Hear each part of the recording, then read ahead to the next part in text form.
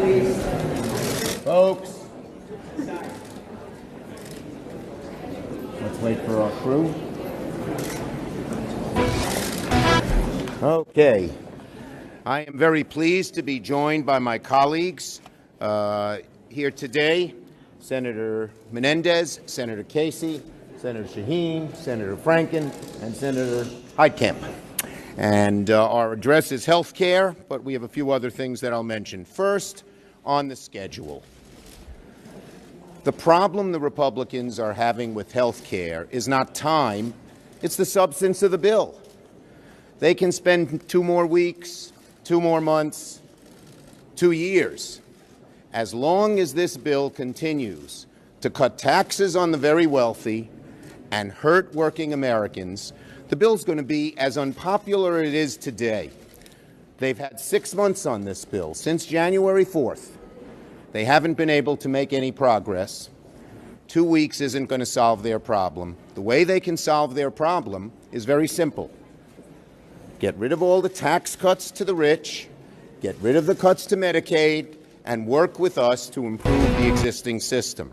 And by the way, I have sympathy for the Republicans. If I were them, I wouldn't want to go home and face the voters either, because they're not getting a very good reaction when it comes to this bill. On the Cruz Amendment, which seems to be the latest incarnation to try and rescue the bill, let me be clear. The Cruz Amendment's a hoax. It would allow health insurers to offer junk insurance so long as it included one option that covers all Affordable Care Act mandated benefits. Separating the sick and healthy will drive up everybody's costs. Deductibles and copays will be very high, making it unaffordable. People with pre-existing conditions will be denied care. And many of those who actually need care will see their premiums go up, even those with employer coverage, because the insurers will try to make up for the problems they're having in the exchange with employer-covered insurance. My colleagues will be talking more about this, but just listen to what some of the conservatives have said about the Cruz Amendment and some of the Republicans, and you'll see what we're talking about. Okay? Finally, I'd like to say a few words about Donald Trump Jr. The emails are the end of the idea pushed by the administration and the president that there is absolutely no evidence of intent to coordinate or collude. It's now incumbent on the special prosecutor, the Senate Intelligence and Judiciary Committees to continue their investigations. Second, we need Donald Trump Jr. and other campaign associates to turn over any and all documents and electronic communications that investigators ask for. And we need public testimony under oath of Donald Trump Jr., who has changed his story repeatedly. And third, the House right now needs to pass the tough, strong sanctions bill that the Senate sent them on a bipartisan 98-2 vote. Between these revelations and the president's horrendous handling of the meeting with Mr. Putin, it's clear that Congress needs to step in and sanction Russia and be a roadblock to lifting sanctions, because clearly the president will not be tough with Mr. Putin as he should be. At every single turn, House Republicans have come up with excuses to avoid moving forward on a Russia sanctions bill. At the same time, we know that the administration and oil companies are lobbying them to water down the bill. Enough is enough. Pass the bill now. Senator Menendez. Thank you, Mr. Leader. The problem with the Better Care Act is it isn't better care. It's worse.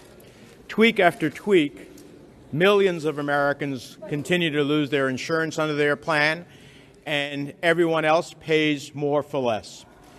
Now, freedom is a concept that we all cherish, but freedom to buy junk insurance and drive everybody else costs to the point that it is exorbitant and you can't afford it, that's not freedom. Freedom from fear that if I get sick at the end of the day, I'll have the insurance that can help make me well again, that's real freedom. And that's what we attempted to do in the Affordable Care Act. I sit on the Senate Finance Committee. I was there when we created the Affordable Care Act. I'm proud that 9 out of 10 Americans now have health insurance as a result of our work. But for not one moment did I or any of my Democratic colleagues on the committee or in our caucus ever believe that there isn't more work to do, work to drive down premiums, to create better results, to deal with the challenges of long-term care and end-of-life care. But every time since the passage of the bill where we wanted to improve imperfections or make it better, every time we try to operate on the patient, our Republican colleagues want to kill the patient. We can't move forward by going backward. If Republicans want to really do something about health care for the people in this country, they'll join us as we offered them when we first created the Affordable Care Act, an opportunity they have not offered us, an opportunity we stand ready and willing to take to make health care really greater for our country. Thank you, Bob. Senator Bob also. Casey. Thanks very much. 3 quick points. One on the development that's arisen in the last couple of days on the Cruz amendment or the Cruz policy. Look, I think it's very simple to explain it. It's an extreme step in an already far too extreme bill. And if all you care about 150 million plus Americans with employer-sponsored coverage, if all you care about is that coverage, you better pay very close attention to the attempt by Republicans to take away protections that you've had. That doesn't, of course, include people beyond that category, but maybe especially if you worry about those protections. Secondly, when I was home, I visited 10 counties. 9 out of those 10 counties where we went to schools to talk about the cuts to Medicaid and the impact on kids with disabilities in those school systems. We went to senior centers, rural hospitals, all kinds of different places. 9 out of those 10 counties Donald Trump carried very easily. And I saw and heard in those counties very high degree of concern about the bill. And I think maybe the best recent summary was captured in a headline in the Post just yesterday. This was a story written by someone from the Kaiser Health News. GOP health care bill will leave millions of kids with special needs at risk. All of the assertions by Republicans that somehow they're going to wall off or protect kids with special needs is totally debunked in this news article. And it's not an op-ed. It was on page 3. It's an analysis of the Republican bill just as it relates to kids with disabilities. Basically says maybe 1.2 million of the 4 to 5 million kids in that category are protected. All the rest, 4 million plus, are, to use the headline word, 2 words, are at risk. This is an extreme, obnoxious, obscene bill, and we should stop it. Senator Shaheen. Thank you. You know, I don't often correct my Democratic leader, but I have to do that today because he made a minor error. Because our Republican colleagues haven't just had 6 months to put together a health care bill. They've had 7 years and 6 months. And the Cruz amendment is not the answer. It would roll back protections for people with pre-existing conditions. It would cost more for consumers. The fact is, we could fix the uncertainty in the marketplace today if we work together. That's what the American people want us to do. One of the things we know we need to do is to address the cost-sharing payments that go out to help people afford health insurance. This administration has created chaos in the marketplace by refusing to say they're going to commit to paying those payments, and we've had insurance carriers say that's why they're leaving certain markets, because they can't count on those payments. Well, I have legislation that would ensure that those payments are made. If we were willing to work together, we could do that this week. We could address that uncertainty, and we can make sure that the American people have access to health insurance in those markets. And Gene asked for unanimous consent to move that last week on the floor, and may do it again. Great. Thank you, Gene. Thank you, Chuck. Ultimately, this is all about individuals, people's health. And I had a Medicaid event in my state a little while ago, and we had 4 or 5 people talk. One of them named Brandon. Brandon was born 15 weeks early.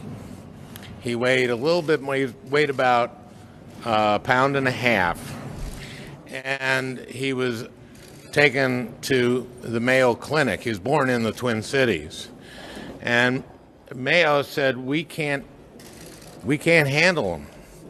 We can't save his life. And they sent him back to Minneapolis to Gillette Children's Hospital, where they did save his life. And his parents were told the first day is going to be about $1 million. And he was born with hydrocephalus. He had water in his brain. He cerebral palsy. He spoke at this event. He's 17. I actually don't worry about him because this is one of the most resilient kids I've ever met. But he wouldn't be here without Medicaid. He had a walker. He has gotten 37 surgeries since he was born. And all of this is because of Medicaid. And what Bob Casey is true. This isn't protecting these kids. This is going to be cutting Medicaid for everyone, and states will have to figure out what they're going to do with it. And there are going to be kids with disabilities who are hurt. I met today with school administrators from Minnesota who are extremely worried about this because so many kids in their schools receive HealthCare and help through Medicaid in their schools, including mental health. This will be devastating. And I don't think this is going to pass. I've been around the state. I'm co-chair of the Rural Health Caucus in the Senate. In Perham, Minnesota, a rural area that I'm sure went for Trump. I didn't look at the numbers, but I know my state well enough. There was a woman at this round table who was crying because her mother receives home health care. And she said, if this goes through, she'll lose that.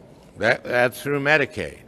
And both my husband and I work, and we don't know what we're going to do with my mom. This is a cruel, cruel bill. And the Cruz bill, what that does is for very healthy people, they'll be able to buy a cheaper plan. Insurance companies will be able to write these junk policies. Some of them will be health savings accounts, and it'll be catastrophic and it'll work for them. But man, what this does for people with pre-existing conditions, we're right back where we started. Gene is right. Every one of my colleagues is right.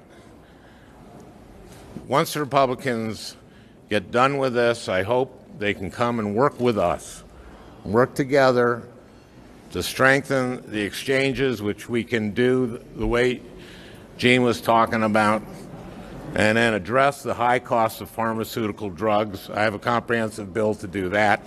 That's what we should be doing. That's what we should have been doing all along. Thank you, Al. Heidi. Senator Heitkamp. Thanks, Al. You might have noticed people in America are mad. And I'll tell you why they're mad. They're mad because they're scared. They're scared that their mothers in nursing homes won't get the care. They're scared that their children with disabilities will be wards of the state because they won't, as a family, be able to afford to take care of them. They are afraid that their pre-existing conditions will no longer be covered, and they'll have to file bankruptcy to stay well and to afford their insurance. They're afraid that we're going back and that we're going backwards. And when people are afraid, they're angry, it is absolutely essential that we respond with leadership, that we respond like the adults we're supposed to be in Washington, D.C.